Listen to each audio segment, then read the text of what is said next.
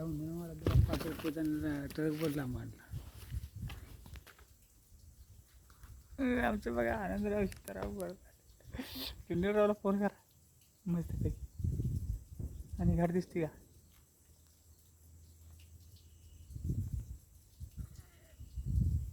आमदार तुम्ही काय बोलणार आहे? बोला की काय आता बोलाय काय त्याला बस.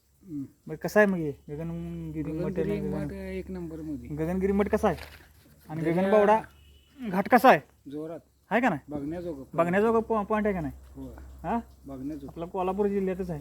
कोल्हापूर जिल्ह्यात बघण्याजोगा पॉईंट आहे. गगनगिरी मठ बरोबर सेक्शन बरोबर. चांगला आहे. आणि अशी माणसं जातेली लोकांनी पैसा न विचार करता आपला परिसर फिरून घ्यावा. निसर्ग सुंदरी पैसा करून उपयोग नाही.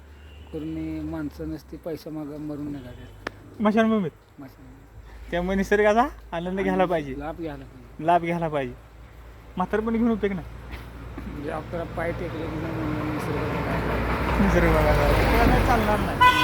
हां त्यामुळं हे घाटाचं सौंदर्य हे पर्यटनाचं सौंदर्य बघितलं पाहिजे माणसाने, आहे का नाही? आणि लाभ घेतला पाहिजे. परत लाभ नाही जीवनात. चालते ठेवू का?